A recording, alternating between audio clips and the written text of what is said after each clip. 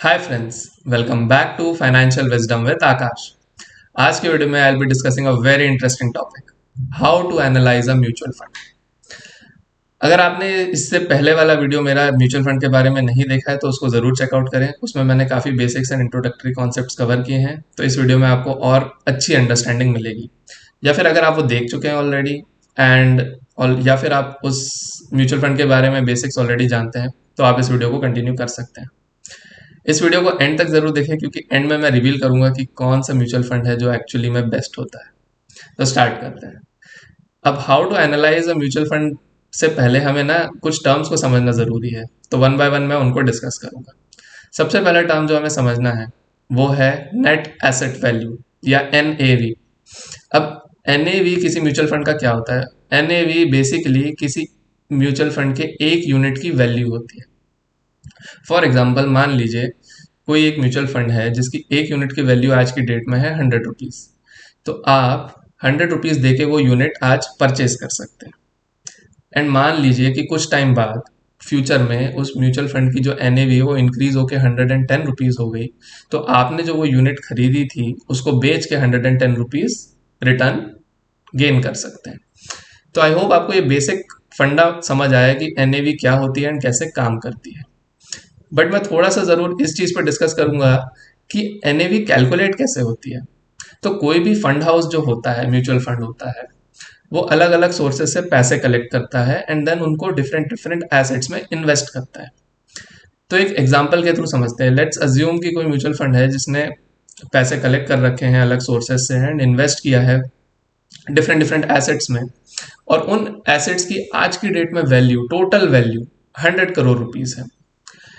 तो अब mutual fund क्या करता है, वो डिसाइड करता है लेट्स से कि अब हमें टोटल नंबर ऑफ यूनिट्स कितनी रखनी है।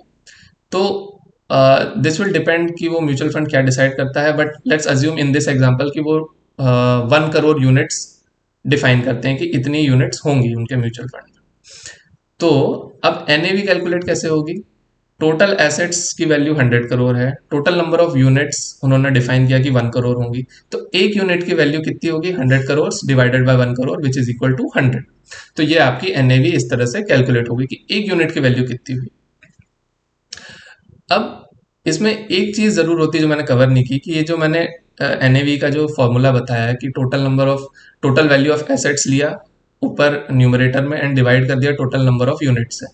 तो जो ऊपर जो न्यूमरेटर है इसमें सिर्फ टोटल एसेट्स नहीं होता, टोटल एसेट्स माइनस कुछ लाइबिलिटीज भी होती हैं, जिसको मैं नेक्स्ट टॉपिक में, सब टॉपिक में कवर करूंगा। अब चलते हैं नेक्स्ट सब टॉपिक पे, which is expense ratio. This is the most important thing जो कि हमें देखना जरूरी है किसी भी म्यूचुअल फंड। एक्सपेंस रेशियो क्या होता है? एक्सपेंस रेशियो बेसिकली वो कमीशन है या वो चार्ज है जो कि म्यूचुअल फंड हाउस आपको आपसे कलेक्ट करेगा फॉर इन्वेस्टिंग योर मनी। भाई कोई भी म्यूचुअल फंड हाउस फ्री में तो काम करेगा नहीं, वो आपके पैसे कलेक्ट कर रहा है, उसको इन्वेस्ट कर रहा है, उसको ग्रो कर रहा है, आपको रिटर्न दिला रहा है, तो उसके बदले में वो कुछ एक कमीशन चार्ज करता है, and that commission is called expense ratio. अब ये जो एक्सपेंस रेशियो होता है ये बेसिकली जो भी इसने टोटल एसेट्स मैनेज किए हुए हैं म्यूचुअल फंड में, उसका कुछ परसेंटेज होता है। जैसे हम फिर से वही एग्जांपल लें कि जो म्यूचुअल फंड हाउस है उसके पास जो टोटल एसेट्स हैं उसकी आज की वैल्यू है 100 करोड़ रुपीज, एंड उसने एक्सपेंस रेशियो डिफाइन किया हुआ है 1%।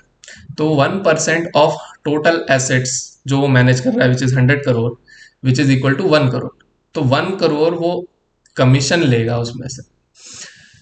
तो अब जो एक्चुअली में नेट NAV कैलकुलेट होगी वो किस तरह से होगी? पहले मैंने बताया था कि टोटल एसेट की वैल्यू को ही डिवाइड कर दिया था नंबर ऑफ यूनिट से, बट इसमें एसेट्स में से आपका एक्सपेंस रेशियो माइनस होता है। तो टोटल एसेट की value which is 100 crore minus expense ratio की 1 करोड़ आया, वो डिवाइड होगा टोटल नंबर ऑफ यूनिट से। तो एक्चुअली में आपकी नेट एसेट वैल्यू 99 हुई एंड नॉट 100। तो हमेशा ध्यान रखें कि आपकी जो नेट एसेट वैल्यू होती है उसमें से ऑलरेडी एक्सपेंस रेशियो सब्ट्रैक्ट हो चुका होता है। एंड इस एक्सपेंस रेशियो की एक खास बात ये भी है कि भले ही आपका जो म्यूचुअल फंड हाउस है वो रिटर्न पॉजिटिव दे रहा हो या नेगेटिव दे रहा हो, एक्सपेंस रेशियो हमेशा डिडक्ट होता है। जैसे फॉर एग्जांपल मान लीजिए कि आज की डेट अगर किसी म्यूचुअल फंड का जो अंडरलाइंग एसेट्स है वो 100 करोड़ से 110 करोड़ हो गए, तो नेट एसेट वैल्यू आपकी 100 से 110 नहीं होगी, वो 109 ही होगी, उसमें से 1% वो डिडक्ट करेंगे। एंड वहीं अगर 100 से 90 भी हो गया, टोटल टोटल जो एसेट्स हैं, लेट्स से 100 करोड़ से 90 करोड़ हो गए, तो आपको नेट एसेट वैल्यू में 89 ही मिलेगा, 90 भी नहीं मिलेगा। वो एक्सपेंस रेशियो हमेशा डिडक्ट होता है। तो आई होप आपको समझ में आया कि एक्सपेंस रेशियो क्या है। अब चलते हैं एक और नेक्स्ट टॉपिक के ऊपर, which will help us analyse more better. एक इंपॉर्टेंट टॉपिक होता है exit load. Exit load basically क्या होता है कि वो चार्ज होता है अगर आपने फॉर एग्जांपल कुछ सर्टेन पीरियड से पहले अपने म्यूचुअल फंड की यूनिट्स को सेल कर दिया, तो उस केस में भी वो कुछ कुछ चार्जेस अप्लाई करते हैं। फॉर एग्जांपल ऐसा हो सकता है कोई म्यूचुअल फंड बोले कि अगर आपने 1 साल के अंदर ही म्यूचुअल फंड यूनिट्स को सेल किया तो आपको 1% एक्स्ट्रा चार्ज लगेगा, and that charge is called exit load. तो ये चीजें भी देखना बहुत जरूरी है before you decide to invest in any mutual fund. इसके बाद आता है कि टाइप ऑफ म्यूचुअल फंड एक देखना जरूरी है। 2 टाइप के म्यूचुअल फंड होते हैं, एक होता है डायरेक्ट, एक होता है रेगुलर। जो डायरेक्ट प्लान होता है उसमें आप डायरेक्टली फंड हाउस के थ्रू ही उसके फंड हाउस में ही डायरेक्ट इन्वेस्ट करते हैं अपने पैसे। बट जो रेगुलर प्लान होता है उसमें क्या होता है, बीच में एक और एजेंट या मिडिल मैन आ जाता है जो कि अपना एक्स्ट्रा कमीशन चार्ज करता है। तो हमेशा इस चीज़ का भी ज़रूर ध्यान रखें कि जो म्यूचुअल फंड आप इन्वेस्ट करें वो डायरेक्ट होना चाहिए, रेगुलर नहीं होना चाहिए। इसके बाद एक और इम्पॉर्टेंट चीज़ है जो है total assets under management, AUM, जिसका हमने ऑलरेडी काफ़ी डिस्कशन कर लिया है कि टोटल एसेट्स जो म्यूचुअल फंड मैनेज कर रहा है उनकी वैल्यू क्या है। अगर वो बहुत ज़्यादा है तो उसके लिए मैनेजमेंट करना भी डिफिकल्ट हो जाता है, एंड बहुत कम है तो रिस्क भी बढ़ जाता है। तो हमें इस चीज़ का ध्यान रखना है, एक बैलेंस बना के रखना है कि जो एसेट्स अंडर मैनेजमेंट है वो बहुत हाई भी नहीं होने चाहिए, बहुत लो भी नहीं होने चाहिए। फाइनली आई होप ये जो टर्म्स हैं आपको समझ में आए, कैसे देखना है, क्या करना है। बट फाइनल वर्डिक्ट जो मैं आपको आज बताऊंगा कि बेस्ट म्यूचुअल फंड कौन सा होता है। तो द जो बेस्ट म्यूचुअल फंड है for anyone I would recommend in this video is index mutual fund. Index mutual fund क्या होता है इसके बारे में मैं आपको सेपरेट वीडियो में डिटेल में एक्सप्लेन करूंगा इंडेक्स क्या होता है। बट इंडेक्स म्यूचुअल फंड के मैं कुछ इंपॉर्टेंट पॉइंट्स आपको हाईलाइट कर देता हूँ। सबसे पहली चीज तो इंडेक्स म्यूचुअल फंड में एक्सपेंस रेशियो बहुत ही कम होता है, सबसे मिनिमम होता है। आप किसी भी म्यूचुअल फंड से उसको कंपेयर कर लें, इंडेक्स फंड का आपको एक्सपेंस रेशियो जो कमीशंस है सबसे मिनिमम मिलेंगे। क्योंकि इसमें उसका रीज़न ये होता है कि जो इंडेक्स फंड्स होते हैं या इंडेक्स म्यूचुअल फंड होते हैं उसमें जो जो टीम है, जो मैनेजमेंट टीम है, उसको ज़्यादा दिमाग नहीं लगाना पड़ता इन्वेस्ट करने में, क्योंकि वो इंडेक्स ऑलरेडी डिफाइंड होता है, प्री डिफाइंड होता है। यही खास बात है इंडेक्स फंड्स की। तो इसीलिए उसका एक्सपेंस रेशियो भी कम होता है। एंड जो सबसे सेकंड इंटरेस्टिंग बात है इंडेक्स फंड्स के बारे में, which is why you should invest in index funds, कि maximum of the time 70 to 80% of the funds जो एक्टिव फंड्स हैं वो इंडेक्स फंड को बीट ही नहीं कर पाते, उसके रिटर्न को बीट नहीं कर पाते। वो ज़्यादा कमीशन भी चार्ज करते हैं, एंड जो एक बेंचमार्क इंडेक्स है, जो प्री डिफाइंड इंडेक्स है, उस फंड को वो बीट भी नहीं कर पाते।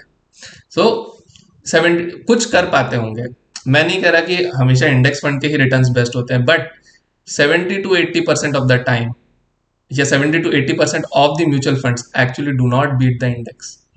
तो इट्स बेटर कि हम हर बार वो टॉप जो मे बी लेट्स से कुछ फंड्स होंगे जो इंडेक्स से भी बेटर कर रहे होंगे perform, but the important point is कि वो ना हमेशा चेंज होते रहते हैं। कोई भी एक फंड हमेशा बेस्ट परफॉर्मिंग नहीं रहता, एक पॉइंट के बाद वो नीचे आता है एंड कोई और टॉप पे जाता है। तो इतना दिमाग अगर हमें लगाना है कि भाई अब कौन सा बेस्ट कर रहा है तो फिर यहाँ से पैसे निकाल के वहां लगाएं, यहाँ से निकाल के वहां लगाएं, ये बार बार करने की जगह just invest in index fund and relax. That is the best strategy. आपको ज़्यादा सोचने की भी ज़रूरत नहीं है, एंड आपके जो रिटर्न्स हैं वो maximum of the mutual fund से बेटर ही आएंगे फिर। तो आई होप आपको ये इंटरेस्टिंग टिप अच्छी लगी। वीडियो अच्छा लगा तो इसको लाइक करें, शेयर करें एंड चैनल को सब्सक्राइब करें। Thank you very much.